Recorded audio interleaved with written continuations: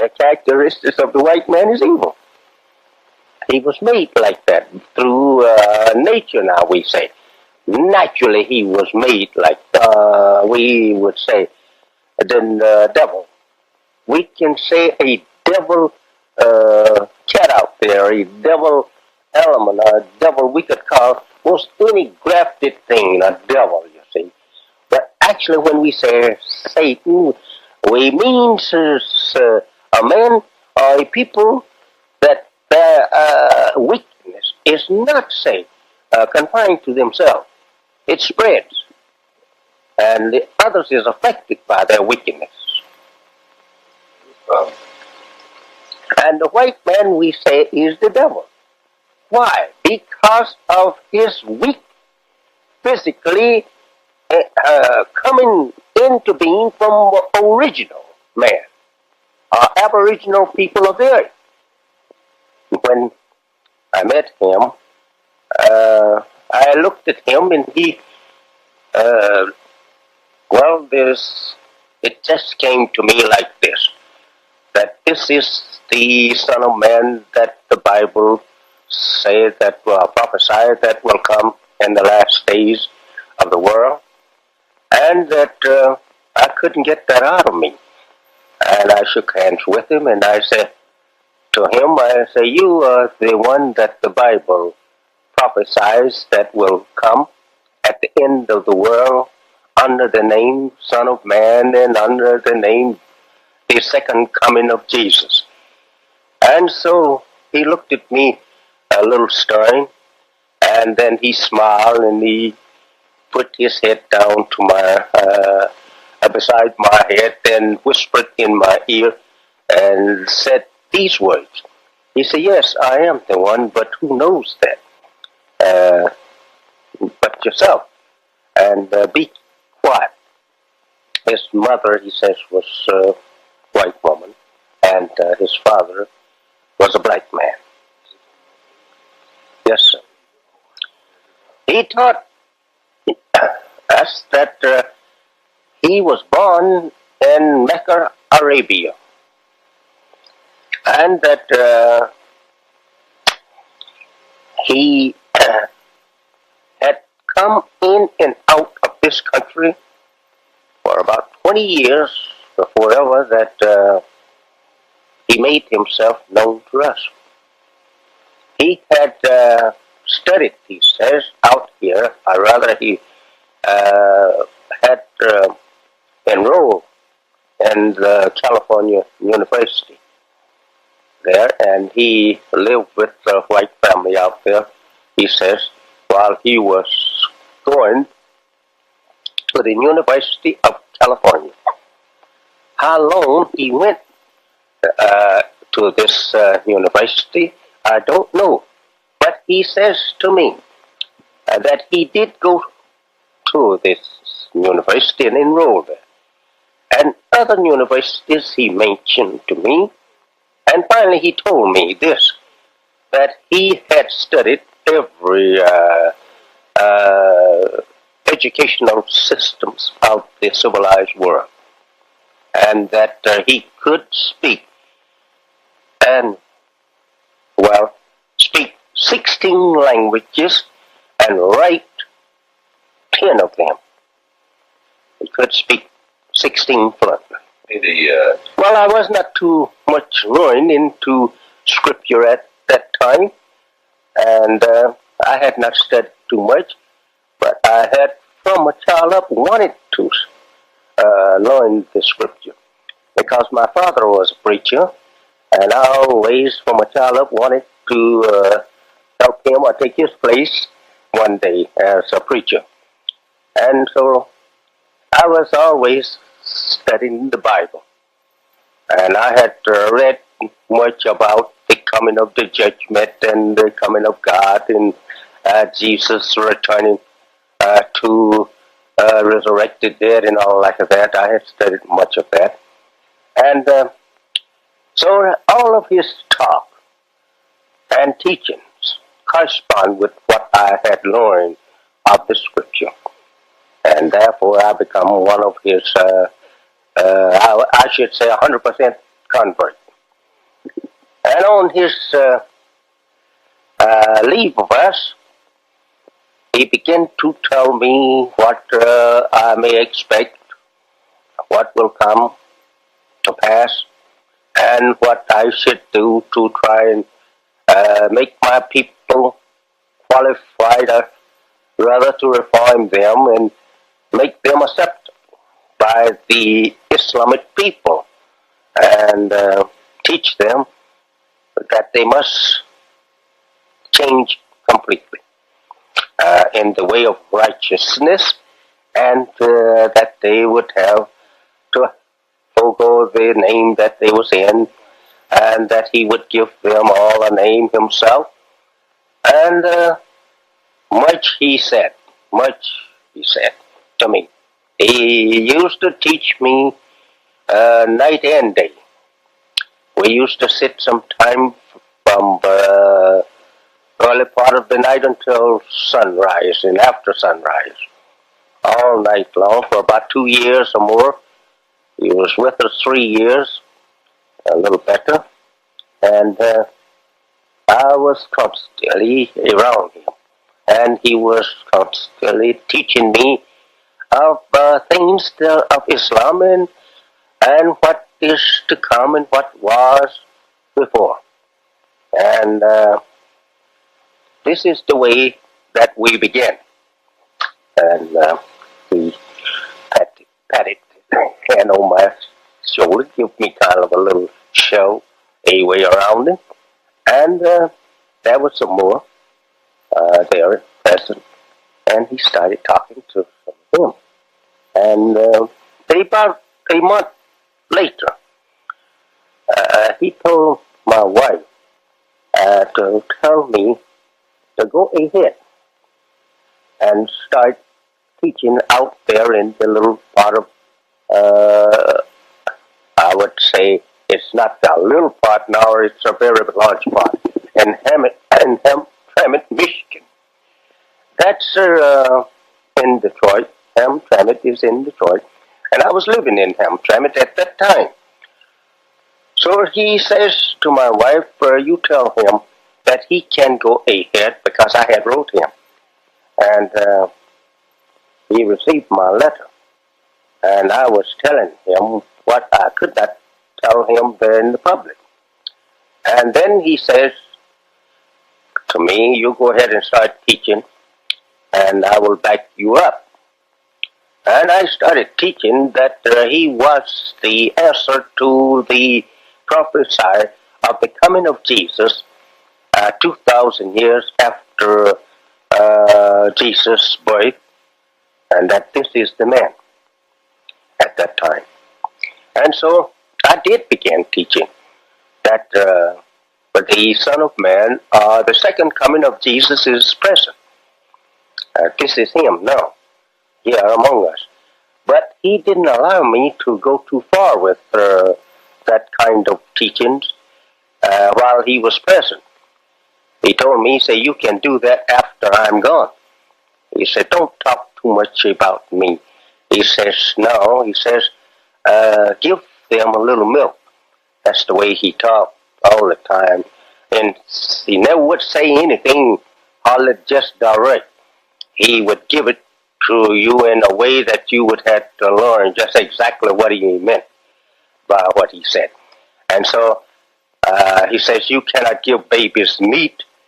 And I understood what he was referring to. And so he said, give little baby milk. He said, and when I'm gone, he said, then you can say whatever you want to about me. And that was about it. And he named all of my family Muhammad. Where did Brother Muhammad come from? And he says to me that he had been studying for us what he meant to teach us and to reform us for 42 years, he says to me. And that his father, he says, I should let the world know these things what he said to me. And as I never have went too much into his birth and into his sayings of what took place, so I am going to tell this. I intend to give a full description of it on the 26th of next month in Chicago. Give it in details. But at this time, I can say this, that he told me that his father wanted a son that would go and search for the lost people of our kind. He said they had it in the Quran, they had it in the Bible, scriptures, that there would be a lost remember at the time of the resurrection, and that they had to find that one because it did not give the location. He says his father wanted to make a son that was would be able, pardon my language, to go and search all the civilizations of the earth to locate this people. And when he finds them, he would be able to teach them and make a disciple of his own of them, to teach them and try and get them together and return them again to their own people. And so he said he was that man, and his father, first child, was a girl. And so he smiled and he said he had to make another try for me. And he said that his father was darker than any of us that he was talking to at the time. So he's a real dark man. He was still alive. And he said, this is the way that this took place. He says, and now, he says, I'm here, and I want you to know, he says, I love you, and my father made me for you, and that we want you to know yourself, and put you on to your own kind. And that is what that he taught, and that of us, about our being away from our people, and that we was unqualified now to mix with them because they were Islam people and we were not, and that we didn't even know who we were. And so that was true, and that was easy to get over to us. And I taken all of this and I taught my people and been teaching them the same. But I never did go into his birth and how his father trained him and what all he said about that. Because I feared my people would not believe, since that they believe mostly spiritual. God is a spirit or something like that, and it's not flesh and blood. He's not visible. And this I'm very slow about getting over to my people, but now they will just have to take it or leave it. These are facts, and this is according to the Bible, that the Son of Man would come, and not the Son of a Spirit. And this I want to make clear to them and those who believe in the Spirit being God and not man. Main base of it all now is to show forth who is God, and he's not what they has thought he was. That he's in man and man is God. And so that is the way that goes. And in Chicago on the 26th of next month, I will go into detail for his birth and his childhood and his manhood, and show forth scripture that is relating to this coming of God in man. And the Son there, as the scholars know, it only means the way He has given it to me, that He was born from His Father, and to go after the lost found sheep, the Bible call it, and that Jesus made it in beautiful parables, that He will search for the lost sheep and all like that. But all now has been fulfilled, and this is it now that we are living in.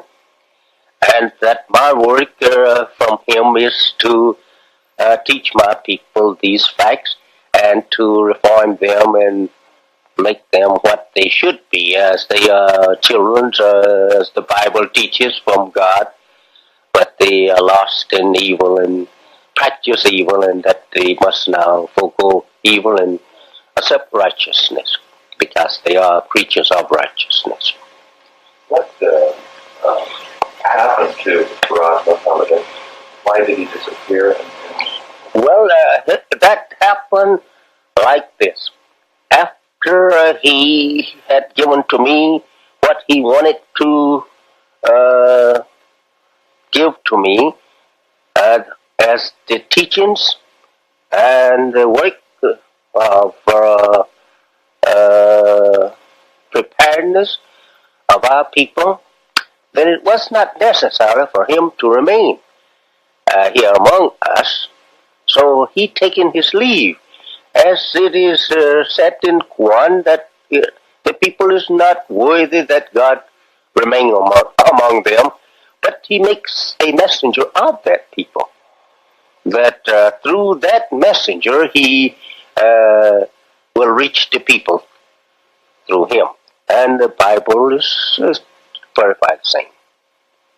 And so he left, and that he gave me hint about his return, but now there is just as much prophesied that he will return or he will not return, as there is of his returning.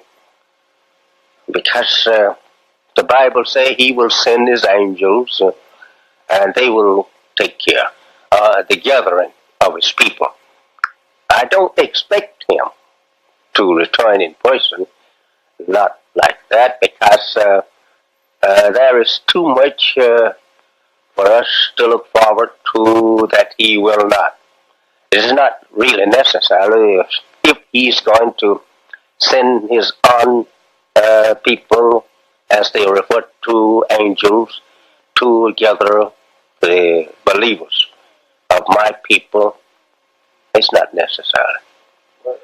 Where did he go and where is he now? Well, that is something that we actually cannot say. If one would open up such truth as the truth of God to the people, I do think that he's within his rights to stay out of the sight of the people until he has won everything to himself, as the Bible referred for us to it like this, that he's something like a king looking for a kingdom, and that he go and he visit the people, and then he leaves the people and goes away and wait until the time when that he can secure the kingdom. Then he returns to the people that he had made himself manifest to. So I think that is a pretty good answer. Yes. According to what Master Muhammad taught me on the race question, the origin of the races, in the beginning of the races, they numbered around 4. And from these 4 races of people, they has produced many different types of people. But they are not, say, independent in their beginning. They came from one. We say today we have lots of various colored people all over the earth. From, we say, from brown to white. We are not all the same color due to intermixing with such colors as black, brown, yellow, and red and white. This has produced many other various colors. And the origin of it, according to the teachings of Master Muhammad, to me, was from a scientist, a God. We see him. We see him as a God. Back 6,000 years ago, started we say a scientific, or I should say, a master grafting work on the human being to produce a new civilization, a new race of people from the original race of people, or aboriginal people. This man, Yaqub, who discovered in the dream of the black man that he had two people in him, and that he had learned through study and experimenting on germs that this second germ could produce a powerful people that would be able to rule that which they came from. For around 6,000 years until the father, the aboriginal, produces one superior to his man. And that was this, that he taken through experimental work on the germ of man, a people of what we call today a white race. But before he produced it, that white race, he produced it a brown race. He produced it a yellow race, and so on.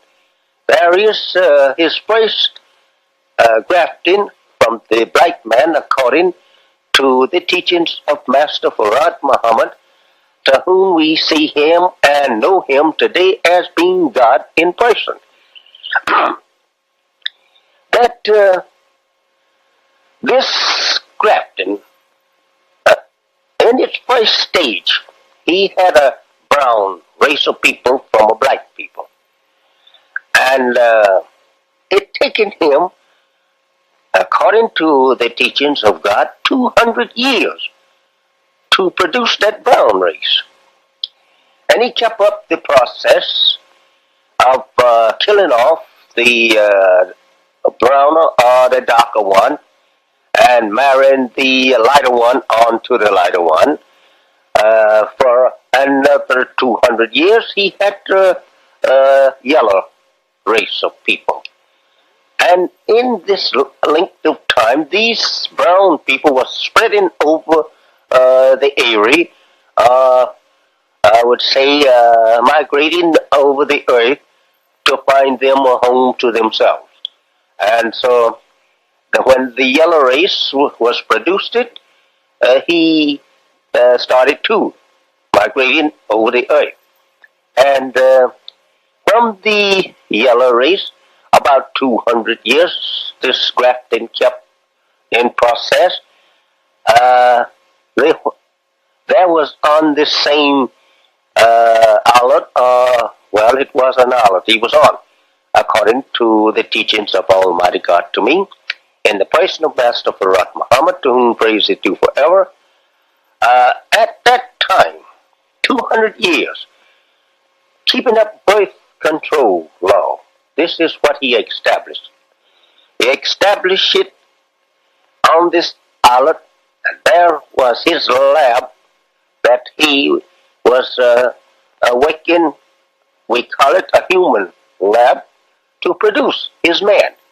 And from this yellow race, he had a white race 200 years later from them. And this was the end of his work. This was the man he was trying to get to. That was our white race. And that made it, in the whole time of his grafting out of black, white, 600 years. And this figure tallies with the Bible's teaching of the man being created in 6 days. This days here you have means 100 years each, 600 years. And this also tallies with the creation of the universe. That's the whole entire universe, according to the Quran, was also created in 6 periods of time. And so Mr. Yaqub, the mighty scientist of that time, he produced it, his man, on 6, because it did tally with the creation of the universe, and it was to this number that he could not further his work.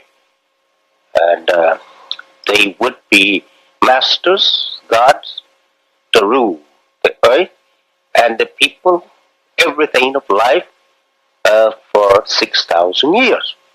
And at the end of 6,000 years, the Aboriginal people will have at that time produced it another one, mightier than Yaqub in wisdom and knowledge. And he would be equal with that one that created the heavens and the earth. And he would have the power and the infinitive wisdom to make his word be as the first one. And this is the man we have before us. Today, the whole praise is due. Master Farad Muhammad is that man that have the wisdom or the knowledge, excuse me, of how the creation took place in the first place. That's what I mean, the creation of the universe, how it took place, and how life and everything began, down to 6,000 years of Mr. Yaqub and his world, and the knowledge of the world to come, of which he himself is the God of. He's the God of the next world. He's planting it now. And that world that he will set up, we see now gradually merging in, there will be no change in that one. Because, well, the scientists just don't see through the future any other change. And they don't have too much knowledge of his change, as he has not let go yet. He brought me up pretty close, but he has not as yet opened up as we have in Bible and Quran. I have not seen and I have not heard, and it has not entered into the heart of us what that he will do. But we get little inklings now. We are right in his time. And we do know that he is going to bring about a complete change. As I study now, for 33 years after his coming, I have learned my own self from study of his words, what he said to me. That it won't be a world like we see today, nothing of the kind, not even to the Orthodox Muslim. Their world will not even be considered, in his world. As the master scientist, our God, 6,000 years ago, Mr. Yakub, he did not make this world, your world, on the basis of our world. We have a complete new world and a new people in you. So will the great Mahdi, Master Farad Muhammad, he will also build a new world and a new people. And he did tell me that how that we would start taking a change in a new people.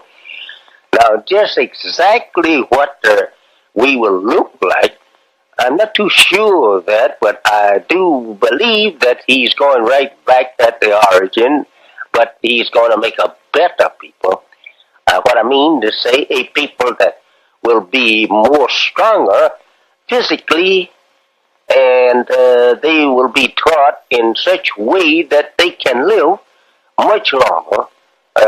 Individual will live probably 1,000 or more years, and teaching something about the history, not the history, but about the people on Mars. He often would refer to me that just think of them living 1,200 of our Earth years. He says, and we die in less than 100 years. It gives me an idea that he wants to make a people that will live 1,000 or more years. The black man was the first. We don't record of this black man. We have a record of the birth of others except the black man. There is no birth record of the black man. He is the original or aboriginal man of the earth. And we don't have any, we say, dated of this man's beginning of his civilization and whereabouts. Because we once was with the moon, or the moon and the earth was together once upon a time, and cannot be a specific spot pointed out where that it actually took place of his building of civilization.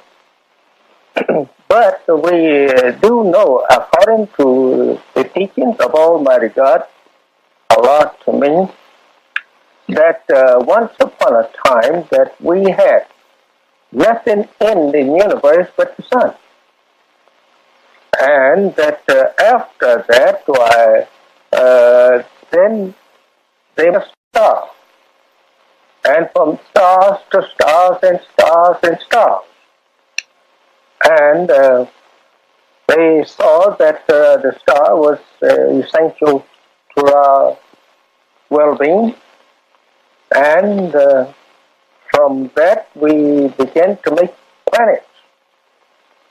And there is between the creation of the sun and the earth 6 trillion years between the two.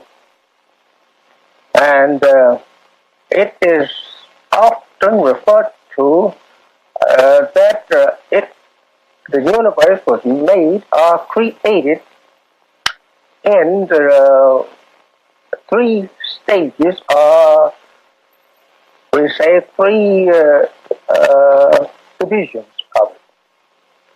2 trillion years to each. And the present moon that we have, which is now 66 trillion years old itself, or rather being in the position that it's in. It originally was about 36,000 miles from this part, or rather, when she was taken from this part. It was thrown out of the orbit of that, at that time, 36 6,000 miles, and that part that we are looking at today, it dropped from the original orbit 12,000 miles, lost all its water on this part. That's why she's without water.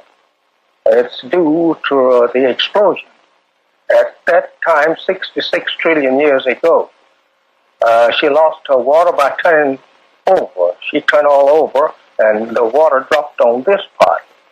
And that give us then 3/4 of our surface covered in water, because we have the water from that part. The original man did that. He was the man, rather we say a god, a scientist, that brought about that explosion due to his dissatisfaction of not being able to have all the people he liked and having them speaking the same dialect. So he got angry because he could make them speak the same dialect all the way around, as our planet at that time was something better than 10,000 miles in diameter, while it's around 8,000 now near. And he getting vexed with his own wisdom, unable to do with the people what he wanted to do with them. He goes then and tries to destroy us. His aim was not to make a moon, a satellite for our planet. We had at that time, according to the teachings of God to me, Mars for our moon. It Earth as our at that time. What I mean, before ever this scientist tried to destroy us. And since he was unable to destroy us, we was lucky to come with this part. The people on the other part was destroyed, but we was lucky to come with this part. And we were called at that time the Aboriginal people, and we are the Aboriginal people today. And in the 6 trillion years before that time, in the creation of light and water, it was the black man. And the black man has no beginning and no end. No beginning, no end. And you can't find no history that will give you the birth of the black man. He has always been. Well, then, since we have no beginning or no end for the black man, the birth, how do you explain, and what is your doctrine on the origin of the Caucasian race? Well, the Caucasian race came about, as they are called, white people. And they were white people. It was made that Caucasian is a name given to the quality of the Caucasian race.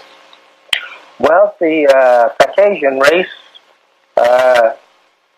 came about, as they are called, white people. And they were white people. It was made that Caucasian is a name given to the quality of the man, means original, weak bone and stale face. The person have a stale color, and his bones are weak, and the color Caucasian. But actually, he was made white. This was brought about, we would consider just recently. To talking into billions and trillions of years, the Caucasian race, their birth is just here of the day almost. That took place 6,000 years ago. The black man, he is the father of the Caucasian race. His name was Yakub. They call him Jacob in English. but Arabic is Yaqub. He discovered in the joint of the black man that there were two people. And that instead in the joint, he's going to divide the joint. And he said, if I can take the joint now, this brown one, and separate it from the dark one, I can make this brown joint here rule the black joint until the black joint produces one that is greater than I.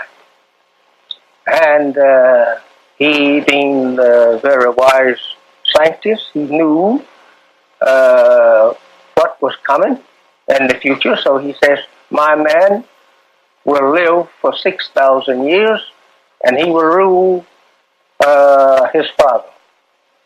And after that, he says, then his brother will come from the east, and he will eat my man up after 6,000 years. So this man discovered this, as I first said, according to the teachings of Almighty God to me, by the joint. And it still can be proven today that the black man have two people in it. How, sir? Yes, sir. You have to. How can this be proved? And by the joint. The joint you have here. Take one instance. Well, let me come to the surface first.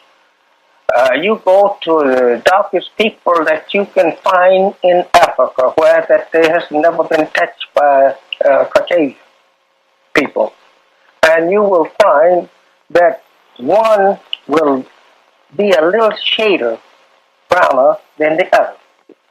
And this man set up a birth control law to take that browner one and marry the browner one on to the browner one and kill off the black. And he kept this going for 600 years. First, he had a little brown race of people after 200 years. And the next 200 years, he had a little yellow race of people, or red race, we say.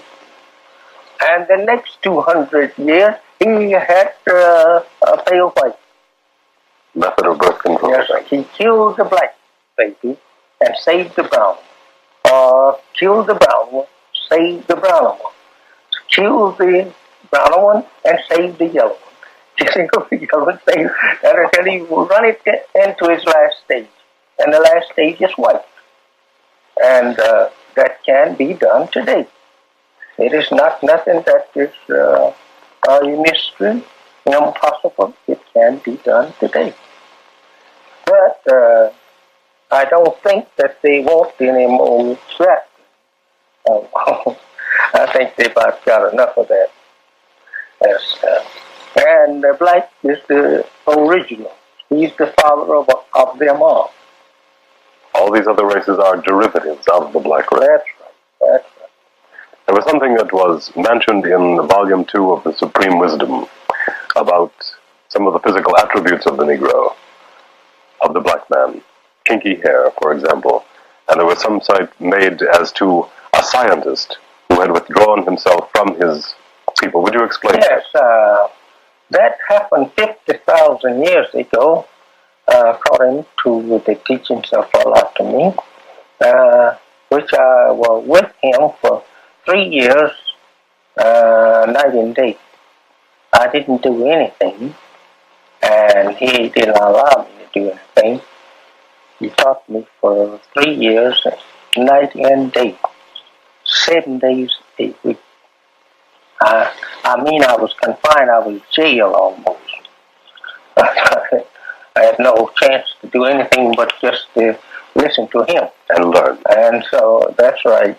And he would carry me out of the city sometimes in his little Chevrolet coupe. And we would sit out there sometime 2 or 3 hours at night and he would talk to me about the stars and planets and how long this was making and whatnot. And so this scientist, 50,000 years ago, as they are today, they always meet together and discuss, major things that is going to take place. And each one, passes his own judgment of, we should vote on whether or not it should be done. So this man, he wanted to, his name was Shabazz. He wanted to make a people different from what we had at that time, and he wanted people that could live in the jungles of East Asia and be able to withstand the hot sun and the wild beasts, anything. He wanted to make a tough man. That don't mean that we was not black now. We was black right on. But we was more delicate, and tender than the man that he produced. So he says to the 11 scientists, if you agree with me, he says, we can produce the people to conquer the jungles of East Asia, as they call it Africa today. And he said we could conquer this part of our planet with this type of people. So he gave them the description and the method how to go about it. And he went and waited on answers, and they never would agree with him. And finally, he said he will not agree with the other 11. He would take his family himself and go and live there and prove to them that he could produce a people that would conquer the jungles of East Asia. And that's where it come in. Was this the origin then of the tribe of Shabazz? Yes, sir. That's the origin of. Something you speak very frequently of is self-knowledge. Now, what does this mean to you? Self-knowledge is what I am saying now. This is self-knowledge. We have never had the knowledge of ourselves since that we were brought here for slave purposes. We didn't know anything about ourselves. Our grandparents and parents, many of them today who have not heard the ancient history of their people, don't know who they are. And we say, we teach him the knowledge of himself, meaning that he don't know himself. Our people don't know themselves, the average one, because he cannot give any history of himself only from the time that he was put here in the cotton fields of the South. And that history he gotten from his slave master. He know nothing beyond. And this is to give him a knowledge of his fathers and the origin of everything except himself. He cannot get the origin of himself. That would be given to him his birthright. And therefore, you can't give him the origin of himself because you can't give him the birth. Got no birth. He's, we could say that, as God said to me, when I asked him, was not there a beginning? We often, wrangling over the beginning. How did the atom of life begin in the universe? That is such wisdom that we don't like to talk on because you bound to differ from me, and I'm going to differ from you. Because there is no date for it, and to say how it comes in action, taking on activity, we don't like to go in because it's just too much, and I wouldn't like for you to ask me further on that because I don't like to talk on it. Give you too much talk. You've got to go so far. It's too much to talk on. But you are in your teachings trying to get the so-called American Negro to know his beginning. Something yes, the black man of America. He's not a Negro. This is the slave master's name given to our fathers under slavery. There's no such thing as a race or nation of Negroes. You don't find that nowhere. This is our people's slang name given by the white slave masters. Well, he had in it. Let's take a look into why did he call us Negroes after he made us slave. Well, we was put it down when he brought us here. It's not that we can say that we were smart, we were wise. No, we would not have come here. He could not have brought us here. We was not too smart. And so, after depriving us of the knowledge of ourselves, knowledge of our name, the knowledge of our language, of our people, knowledge of our people's history, he called us Negro. Negro means something that is dead, lifeless, neutral. It's a neutral thing. It's something that you have to move or you put it down, well, it will stay right there until that you move it again. It is not something that it have any power of itself. It's moved by the power of another one. So he gave us this name, and it means something that is dead and lifeless, and that goes for our mental power. After being deprived of the knowledge of yourself, then you're considered mentally dead. And so the book translated, the Bible translated 400 and some years ago, about 50 some years ago now, I think it is. They put in there the resurrection of the dead. When the resurrection of the dead comes, that would be the judgment. The resurrection only means the mentally dead people. We are the people to be resurrected. And when the resurrection of the so-called Negro or the black man of America, when he is resurrected into the knowledge of self, and in the knowledge of God and the devil, then that's the end of the world. And this is it now going on. This is the end of the white man's world.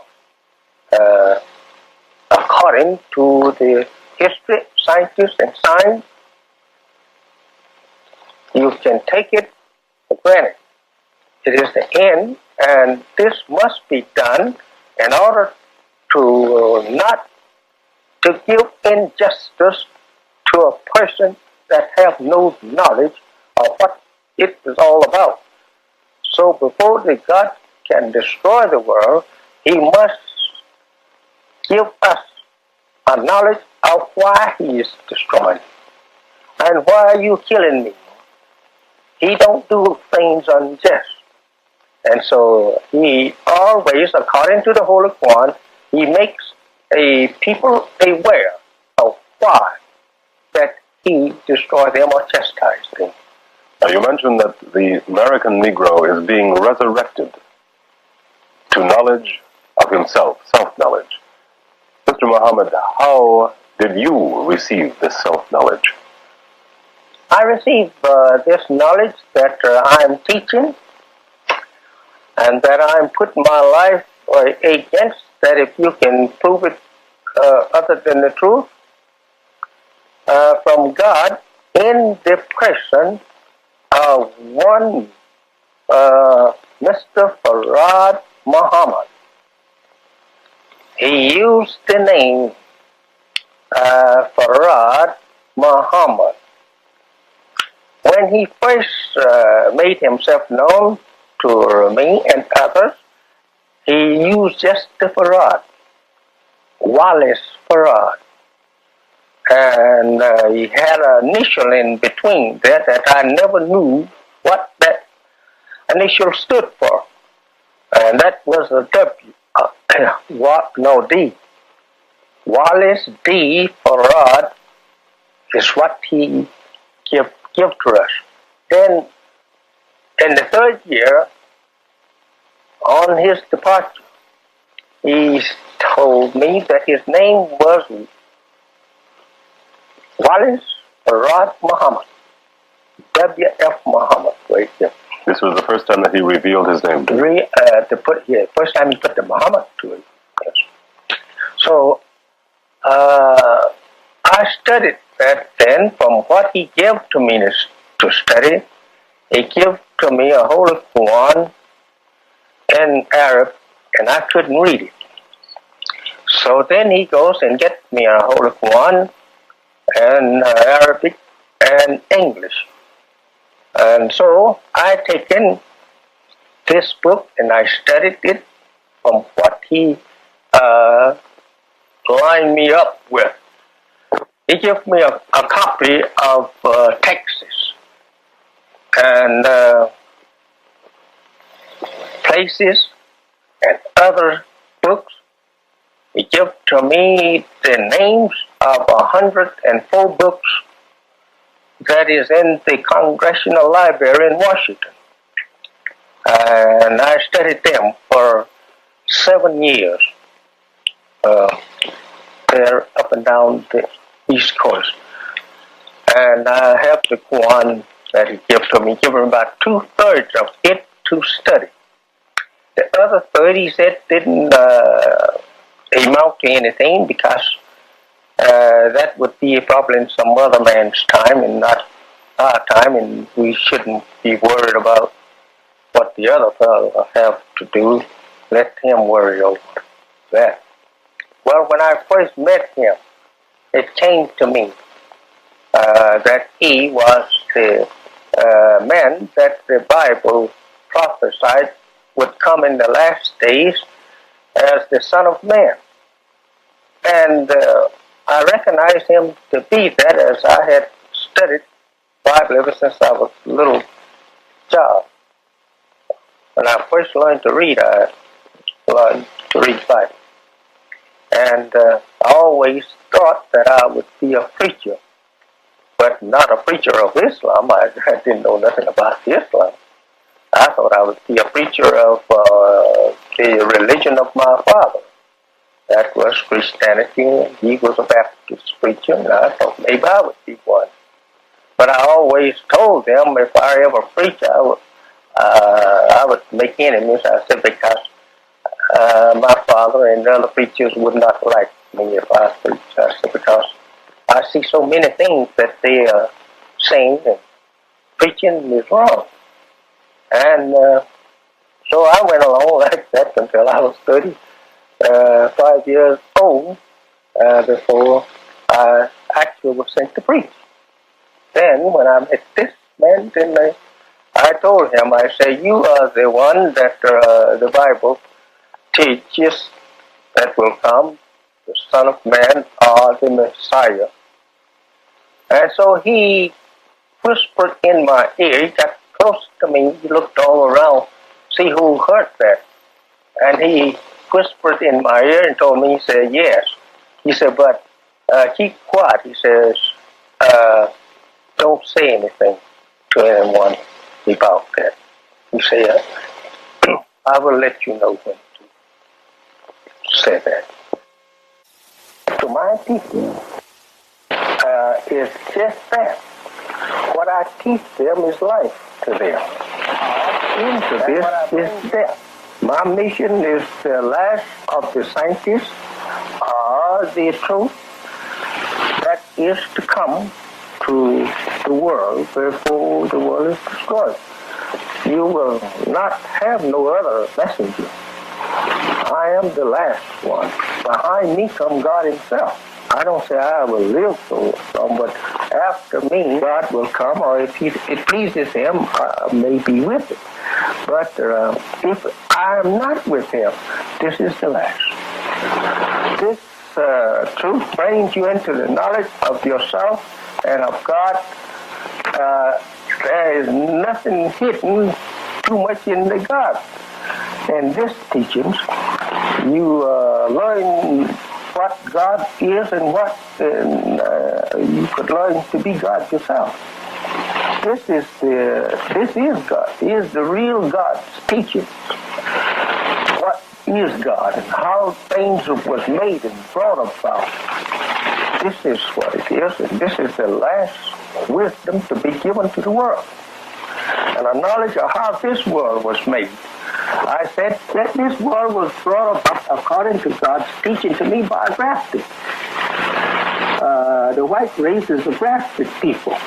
They was grafted from the original people, the dark people. And in making them, we made a brown race, yellow race, and a red race.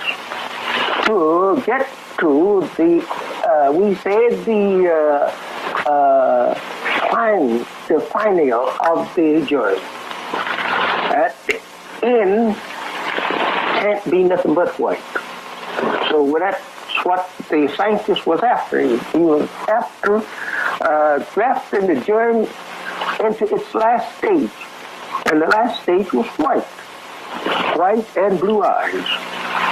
And no other race has that. Because the white man is the end of we can't make nothing else. This is what the Holy One refers to as we have tried everything and everything obeyed Allah but man. It is often asked by people, why did God make devil? And it's not a bad question to ask, and it's not a bad answer. Many people think that the God that created the heavens and the earth is the same God that created the devil or Satan. We should say Satan, because the meanings is better understood. Because Satan and Arabic language mostly give it that is a person or persons. That is evil, and the evil is not confined to oneself. It's evil that affects others. And that is what is actually meaning meant when we say Satan. Satan is a person that is evil, or people that is evil, and that evil affects others. Well, now, would you say that the white man is a descendant of Satan? No, I would not say the white man is a descendant of Satan, because that would be wrong. We didn't have a Satan before white man. So the white man is Satan himself. It is not, he's not a descendant of something. He is what he is in his own sphere, a nation as you are. And that he is not a descendant. The God that created the white man, he created him for a purpose of showing forth a wisdom that was yet hidden in the God, that was not made manifest. This is the main purpose. It is not a useless thing that the race was created or made, and it's not the God that created the heavens and the earth in truth. This is a rebel or rebel of that God that made this race of people. And he made them not say to attack God, as many scholars on Scripture and on the question of devil and Satan desire to answer. He was not made exactly for all of that, and the man didn't have all of that in his mind. We would say to God that created him. What he actually had in his mind, the idea was this: to make a man just opposite to what we was, or a people just opposite to us in general, a different person, absolutely without being the nature of us, not having our ideas, but a new people altogether, and to try them at ruling. His main idea was to make a people that could rule us and not be us, and not say that he was angry with the God and wanted to attack God and didn't like God's rule. He was not that type of man. Jacob was very wise, and he was one of the righteous, as the Bible refers to him as being one of the angels. He was. And he lost his place because of what he did. And the Bible don't give to you a clear picture of it. His fall was due to him, not say attacking God in war, as the Bible teaches, but his idea was wrong, and therefore the God would not agree that he make his man in the what we call today the Holy Land. That if he wanted to make the man, they would agree that he make him. But he must make him out of the sphere of the righteous people, since that his idea was unrighteous. They exiled him for having the idea of creating unrighteousness to rule righteousness. And he was so powerful at the time that they were actually afraid to oppose his ideas because he was too wise a man. He could have caused a lot of trouble at the time. As the time goes on, as I would like to say right here in this phase of the talk, that men's wisdom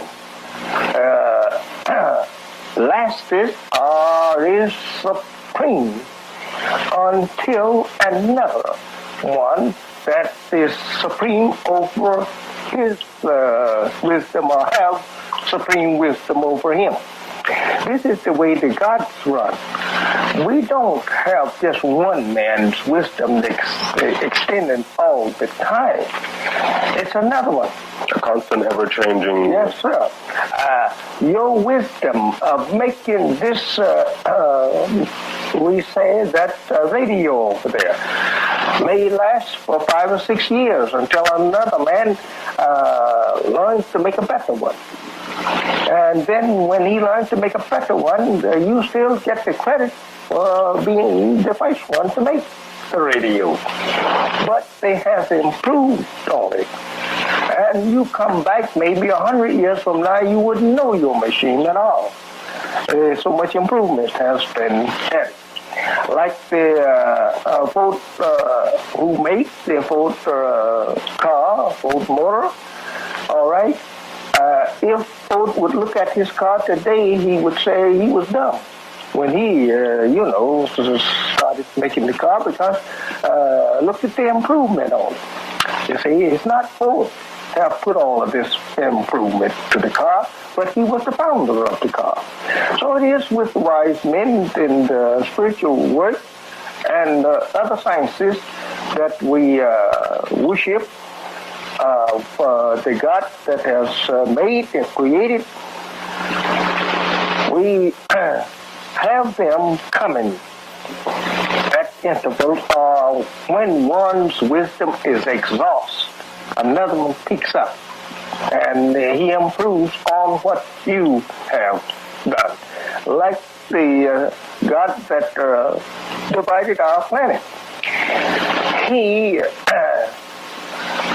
was wise enough to want to have his word bond 100%, and let every man know that he was to speak the same language and do the same thing. And this was against nature. The world, the heavens and the earth was not created like that. They various. And so, therefore, this man failed, and he got angry and said, well, since they want be like I want them to be, I will destroy myself in them too. Well, he missed, because that it's just the universe is made in such way by the Creator that you can't destroy it yourself, and you can't destroy the people of the Creator. They may change in time. Yeah, regardless to what you plan, as you may think today, know today that Russia and America have the most deadliest and the most destructive weapons that ever has been fashioned by any scientist of war of the past. But nevertheless, if they say that they can destroy the human being on this earth 3 times or 10 times if they wanted to, they can't do it. Regardless of what weapons you may use to destroy all life on the earth, you will fail. Because there is someone sitting back behind the curtain that you don't know, that knows what you know. And he knows an enemy that can destroy the enemy that you have fashioned.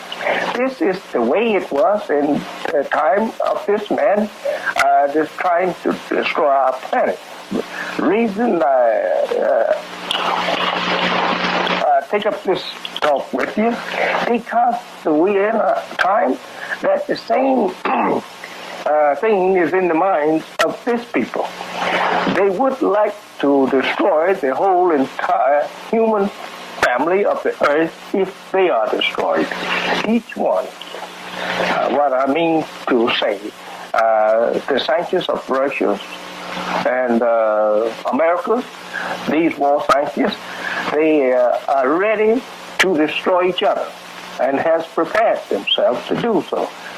But a solid scientist know what they have prepared and know they can do so if they were given the freedom. But they will not be given the freedom to destroy all human beings. You can't do it. There always is left one from that same family at the beginning who has the key. He holds the key. And you can't get the key. What I mean the key is the key to the knowledge how to control the powers of the nature in which the universe has been created in.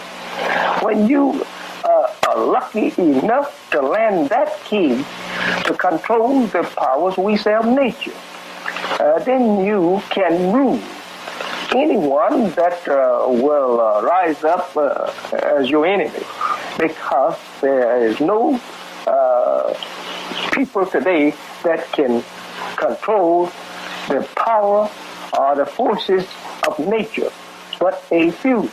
They're only a few, and they're secret. You don't know them. If you see them, you would not know them. And they have been here all the while. What I mean, when he died, he leaves it with his son, and his son keeps it. It goes like that. And there is no such thing as the earth or the people being able, or the scientists of this world being able to destroy the whole thing, though they are able to do it, but they can't do it.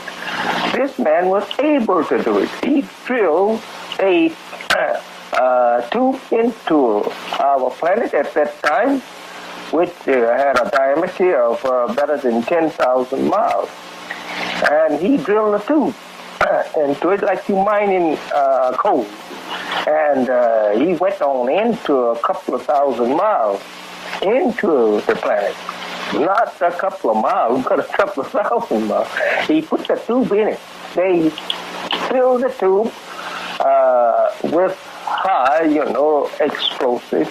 It was dynamite, but it is not the weak kind that is used at the present day. It was that dynamite, 70% stronger, it's highly explosive than this that they are using today. It was most powerful. And therefore, he filled that tube up and he let go. He thought that that would be the end of the whole thing. But he missed. This part that we are on dropped 36,000 miles from its original pocket that it was rotating in from the blast of this explosion.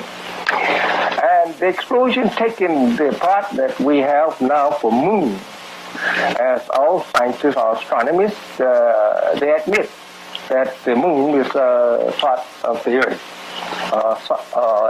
It's the essence of the earth, only don't have no water on it. And that part was blasted 12,000 miles away from the original pocket before it turned off over and lost the water. Which is now on Earth as we... Yeah. The Earth now has the water that was on that part, and that makes this part 3/4 covered with water because it taken that part. We didn't used to have this much water in our atmosphere. We have at sea level here, very much water.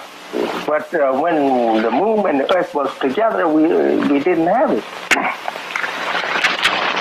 A man cannot be enslaved that have equal knowledge. It takes an inferior for a superior to enslave. And therefore, we was brought here 400 years or more ago, according to the history, and that the white man, the slave masters, deprived our fathers of the knowledge of themselves. And therefore, they have not taught them the true knowledge of themselves, nor the true history of their people, even dating back to the 11th century. They don't teach them that. When that they were, I would say, in very, very, not say like they once was before this, but in the 11th century, they had control of Africa, and they had very fine governments at that time there, and they had very smart scientists at that time, and our people don't know anything about that. That history was never given to our people. The white man don't teach you anything about yourself other than from the time he brought you here. and a little knowledge of how savage our fathers probably was in the jungles. But actually, civilization of our people is not been given to us. And this is the time that they must know themselves, because that we're at the crossroads, or we would say at the point of departure. We must depart. We must be separated now. And therefore, you cannot be separated unless you have the knowledge of yourself. You cannot go for yourself without the knowledge of yourself. And this thing is very, I would say, touchy to talk on. As I said in the beginning, truth hurts. Now, there are many of our people thinks that the white man is not so bad after all, and he's not so good after all. But we get the nature of a thing, and the nature gives us then the whole.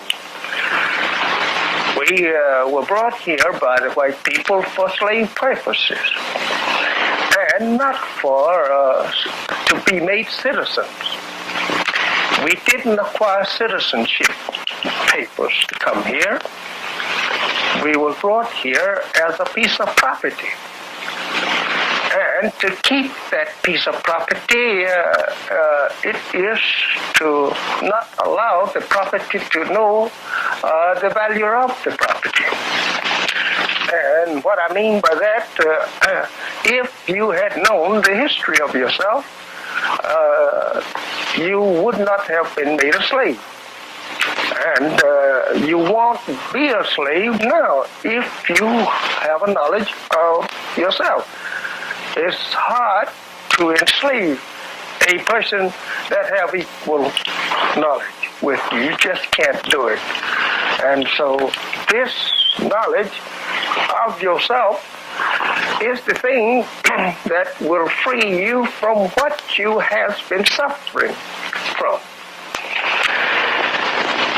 That is the enslavement or service given to the white race, and they caring for you, preparing for you, and you not preparing for yourself, nor that you study for yourself, nor your people, and you are not with yourself and people to do nothing for self and people because of the lack of knowledge.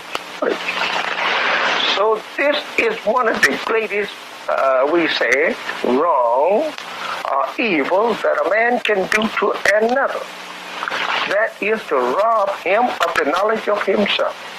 You can't find an equal evil to that than to rob a man of the knowledge of himself. That's the worst evil that you can do to a person. So this is the trouble with our people here.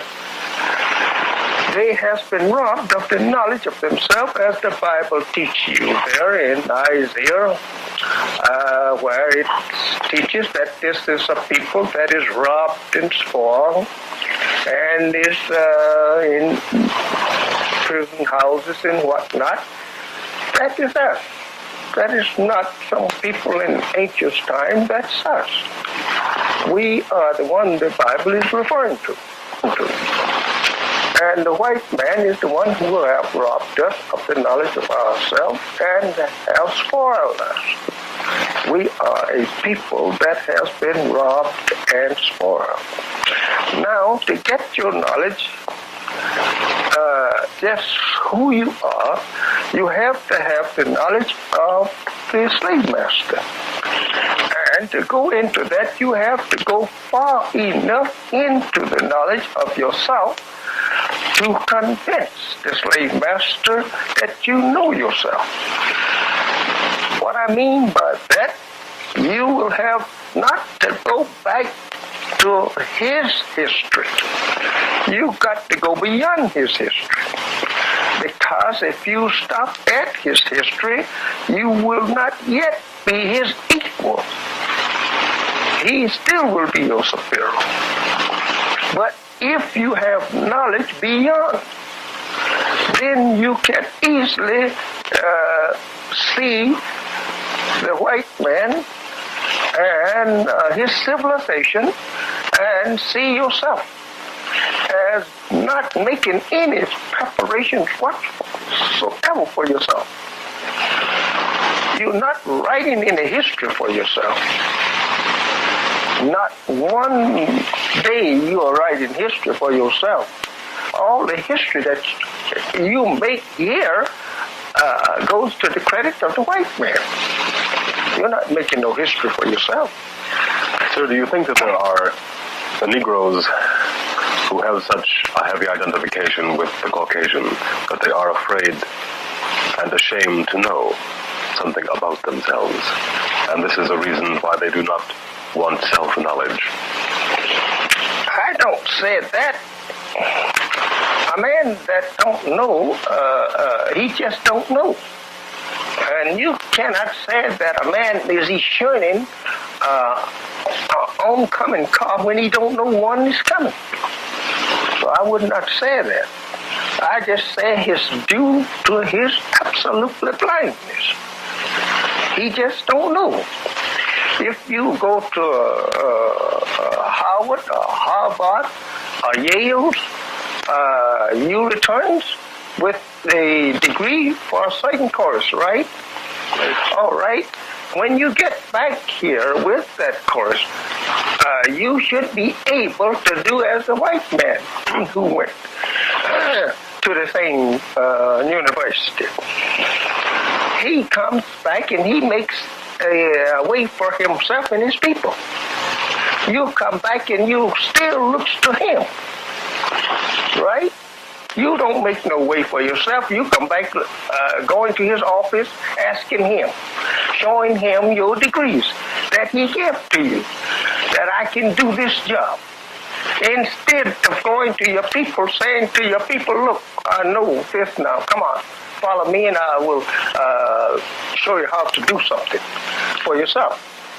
This is not mine, because that we don't have the mind or knowledge of self. And therefore, we just have the knowledge that we are taught in school, education, from grade school to the universities of the white man. And yet, they don't know who we are. Nowhere in the courses of your studies teach you a thorough knowledge of yourself. Sir, does Christianity keep us from a knowledge of ourselves? Yes. Yes, Christianity keeps you a knowledge, keep you from the knowledge of self. How does it? That's what it was made for. Christianity is one of the number one slavery teaching. That's the most worst slavery teaching you have, is in that religion, Christianity. If it was a piece of wet cloth, if you wring it out, every drop would be right slavery. There's no such thing as a light of knowledge in Christianity for you and me. It's a fine tool for the white man. I don't blame the white man for using these things if he, make them. That's his makeup. Here, you must remember, Christianity was not organized by no prophets. No prophets of God organized that religion. No. But they uses a prophet name and a good one in order that you may accept it. But it is not from Jesus at all. Jesus knew nothing about Christianity. Who is it from? Well, it's from the slave-making people. It's from the white people. It's an organized religion. And Islam is not an organized religion. Islam is the nature of God and the nature of you and I. So it is not a religion and cannot be considered a religion.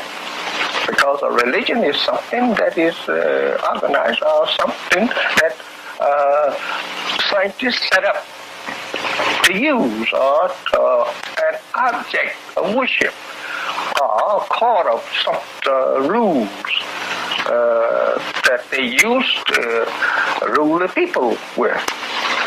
But Islam is different. Islam is the nature of you and I. It is the nature of God. That's why it don't have any beginning, no birth record to Islam. It says that 98% of the Negroes, so-called Negroes, have not accepted Islam as being their true religion. And that 2% are with me. But others will have to be chastised into knowing and the knowledge of Allah, God's salvation. You take, for an instance, the meanings of Islam only means submission to the will of God. All right? 98% of our people, when they heard the name Islam, they think it's something strange. They never heard that before. They don't think it's the religion of God. It is because the Arab word Islam for submission. I submit to God, or I submit to the will of God. That's Islam. Not that it is something contrary, you know.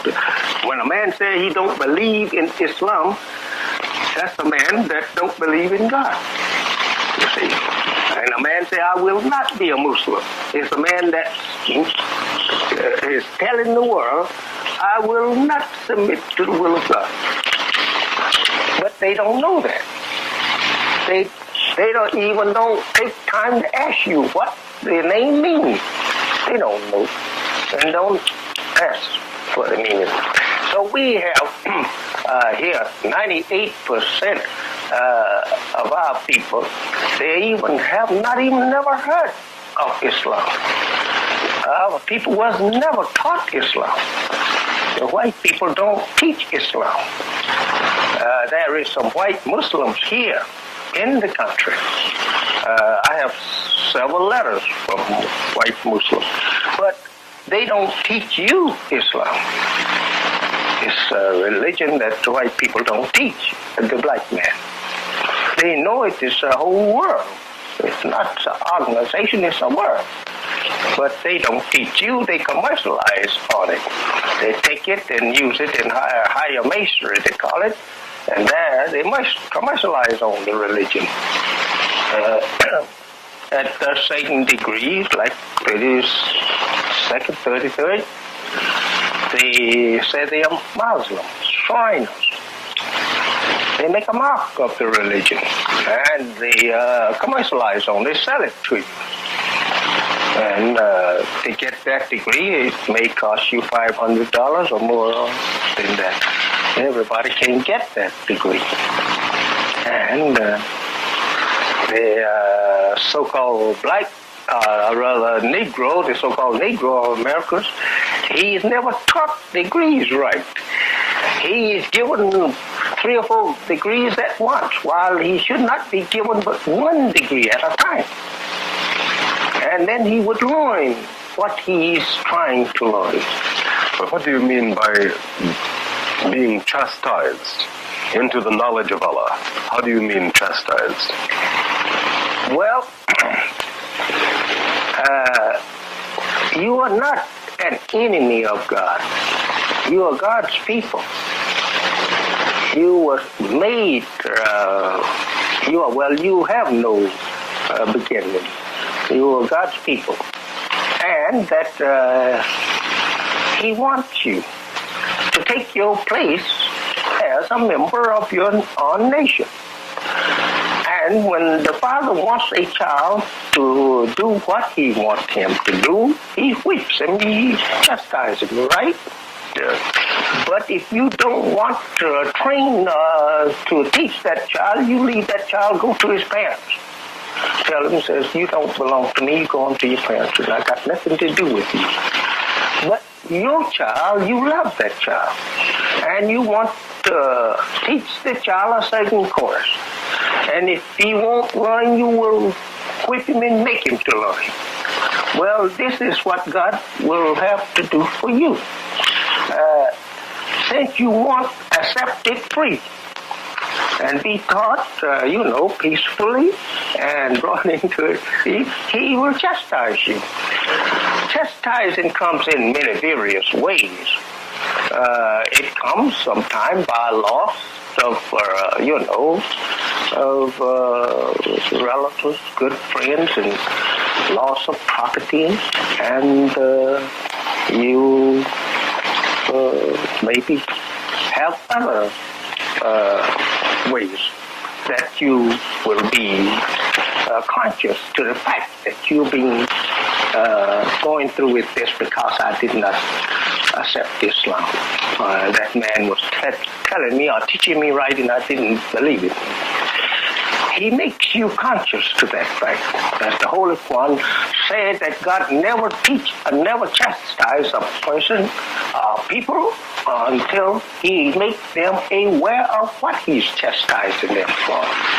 So the so-called American Negro will be chastised with what the Holy One and Bible, in the revelation of the Bible, refers to as grief-stricken, being stricken with grief. And this grief will be so severe that you will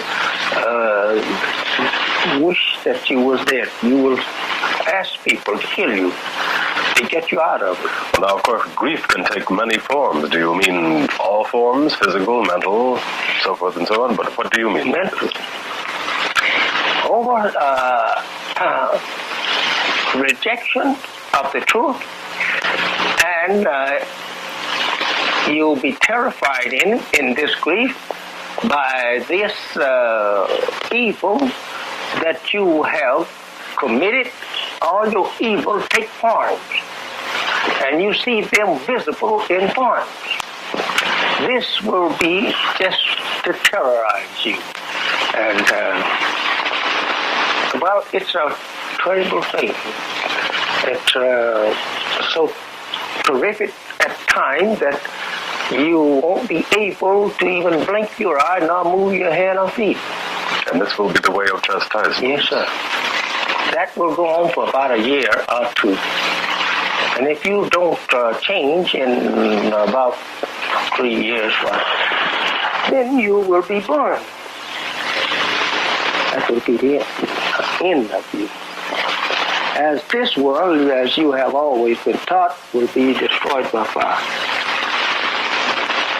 And that's right. All the scientists know that the world of the white man will be destroyed by fire. And when you speak of the world being destroyed by fire, you speak of the white man, the devil, his world. That's right. That's right. It will burn. This is the only place, though. Not Europe, nowhere but right here in America. This place will be the one that the Bible refers to as a lake of fire. Not even South America. It won't be. It will be affected, but it won't be burned. But this place here will be set afire divinely by the exploding of atoms. It will cause all what we have here now as atmosphere, we call it. It all will be fire. No atmosphere, no water, nowhere. All fire. And in all, it'll be 1,000 years before ever that human life can live here where you and I are now living. And only those who have accepted Allah, and Allah has accepted them, will be saved. Now, when does this fire come? That's like asking me, when is the day of judgment? That's the end, brother. When that takes place, that's known only to Allah. All we are told is something near to that time, but we are never told the date. No, within a matter of no man knows the actual date but God himself. But we, it is said that the year is known. And some of the scientists know the year. Do you know the year, sir? I didn't say I know the year. I said some of the scientists know the year. And that these things will come, and we are living right in the door of it now. This world's time was up according to the word of Allah. It was supposed to be the end of this world in 1914. They all knew that. What I mean, the scientists. And the extension of time is due to the resurrection. The resurrection have to take place before ever there can be a destruction of the present world or this way of civilization. We have had, according to the teaching of Almighty God Allah, many gods that set up worlds in the past. And they had civilization of this or that type. But when the next one comes in, this is all erased. So you won't pattern after the other man, you see. And the same goes for this world. When this world is destroyed, you won't be able to get nothing from it. There will be nothing to influence the next. Nothing. Like the Bible teaches you, it says it will be destroyed in all its works.